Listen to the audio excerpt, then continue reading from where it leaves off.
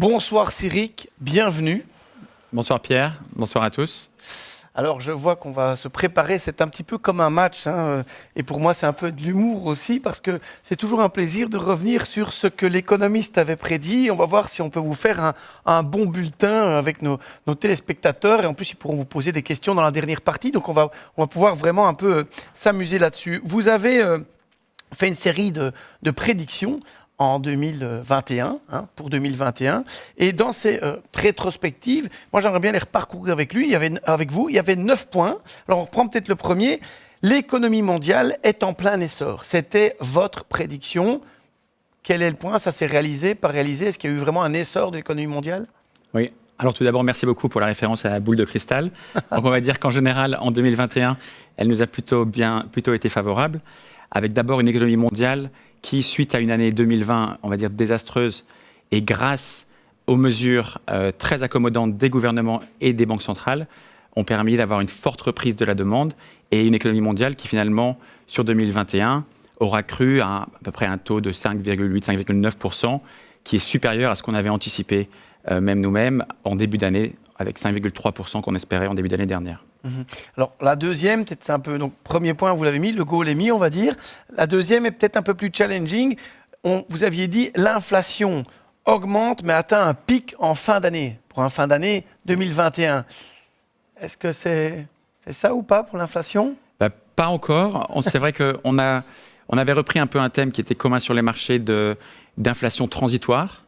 On continue à penser qu'il y a une grosse partie de l'inflation qui va rester transitoire, mais clairement, on voit qu'il y a des retards liés au Covid, la continuation de mesures prises par certains gouvernements, notamment en Chine, où il y a des ports qui sont restés fermés pendant très longtemps. Et comme 80% du volume du commerce mondial passe par bateau, on a eu beaucoup de retards et des ports qui ensuite ont eu un afflux significatif de produits qui n'ont pas pu être déchargés à temps, être acheminés à temps. Donc ça a créé beaucoup de pression sur les supply chains. Aussi un problème au niveau des ressources naturelles, avec beaucoup de demandes très rapides, avec une offre qui n'arrive pas à s'adapter, qui forcément n'est pas aussi flexible que ça, que ce soit pour le pétrole ou d'autres matières premières. Donc on a vu une forte hausse des taux d'inflation qui approchent 6, 7, 8% selon les pays par rapport au début de l'année dernière. Alors on le voit 1-1 là, donc une bonne prédiction, une mauvaise. La troisième, les actions par rapport aux obligations. C'est toujours un challenge quand on sort de crise ou quand on est en crise. Doit-on plus miser sur les actions par rapport aux obligations? Votre recommandation était-elle bonne, celle que vous aviez faite en 2021? Elle était bonne du fait de notre vision macroéconomique qui était positive, avec notre vision d'une forte reprise économique en première phase du cycle, qui s'accompagne souvent par une forte performance des actions. Donc, on a vu l'année dernière une très bonne performance des marchés actions, avec à peu près 20-25% pour les actions européennes et les actions américaines, alors que les marchés obligataires pour les obligations gouvernementales, en général, ont perdu 2-3%, avec une performance à peu près neutre de 0 pour les obligations, on va dire, d'entreprises de qualité. Donc on voit clairement cette grosse différence, 25% sur une année. Ça fait que les portefeuilles clients qui étaient plus exposés aux actions ont eu de très bons résultats. Donc c'est vrai qu'on est content d'avoir été du bon côté du risque, que ce soit sur les actions ou d'ailleurs aussi sur les obligations, où nous avions plus de risques, par exemple sur les obligations au rendement en début d'année, et ça a bien servi sur les portefeuilles. Ça vous fait 2 bons points sur 3. Si on revient maintenant aussi, il y avait un sujet aussi sur les capitalisations des petites boîtes américaines et britanniques aussi, et on pouvait le comparer par rapport à l'Europe et le Japon. Comment là vous revoyez un petit peu vos prédictions? Donc du côté des États-Unis, la prédiction a été bonne. On a un marché américain qui a, on va dire, surperformé le reste du monde, plus particulièrement les marchés émergents. On y reviendra tout à l'heure en parlant de la Chine, je pense. Par contre, les petites entreprises britanniques ont, elles, été un peu plus touchées du fait un peu du double impact on va dire des retards de supply chain et aussi l'impact du Brexit en termes de pression sur les coûts, pression administrative pour les entreprises qui ont créé des pressions négatives sur tout ce qui était profit. Donc une sous-performance côté américaine et sous-performance côté Grande-Bretagne, donc neutre pour cette conviction. L'objectif était neutre, c'est un peu ce qu'on a mis. Donc on a sur 4 objectifs, vous en avez un neutre et 2 bons points. On va voir pour la suite. Il y a toujours aussi vous étiez très positif justement par rapport à l'impact des technologies sur l'économie, l'innovation. Quel est votre votre compte-rendu par rapport à ça sur l'année 2021? La boule de cristal a vu juste ou pas? Alors, nos clients vont se rappeler qu'on est positif sur les valeurs, on va dire, technologiques depuis plusieurs années. Un thème qui est d'ailleurs structurel à long terme, et on en reparlera tout à l'heure, un thème que l'on continue d'aimer. Sur 2021, oui, les valeurs technologiques ont bien performé, mais c'est intéressant de noter qu'il y a eu une forte dichotomie entre certaines valeurs, comme Google, Tesla, Nvidia, Microsoft, qui ont une performance de 50, 60%, 70%. Et par contre, si on enlève ces quelques valeurs, le reste, par exemple, du Nasdaq, qui est l'indice un peu phare technologique américain, l'indice a baissé de 20%. Donc oui, c'était un bon call, mais il ne faut pas oublier qu'en dessous de ces performances d'indices, on a eu de fortes disparités. 3 sur 5, dont un mitigé, donc 3 c'est assez bien. Alors une déclaration qui était quand même assez bien claire, bien précise, c'est les obligations américaines battent les obligations européennes. La réponse est... Plutôt bien.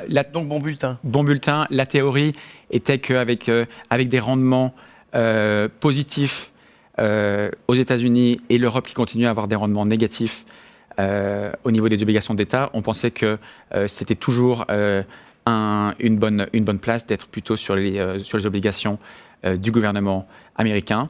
Donc ça a été positif et on continue à garder cette position dans nos portefeuilles.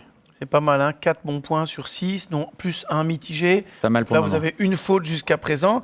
Le point suivant, les obligations. On reste encore dans cette thématique. Les fameux high yield asiatiques qui offrent une perspective de surperformance intéressante. On rappelle, on était 2021.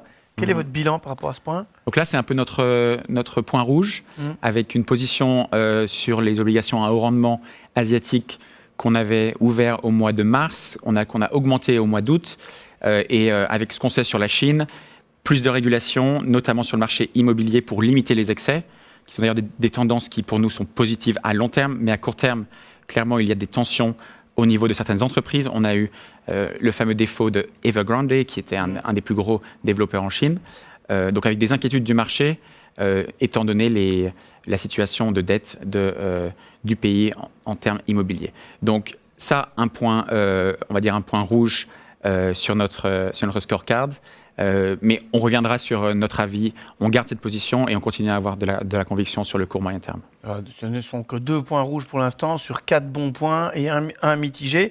On a encore 2 à voir avant de parler du futur.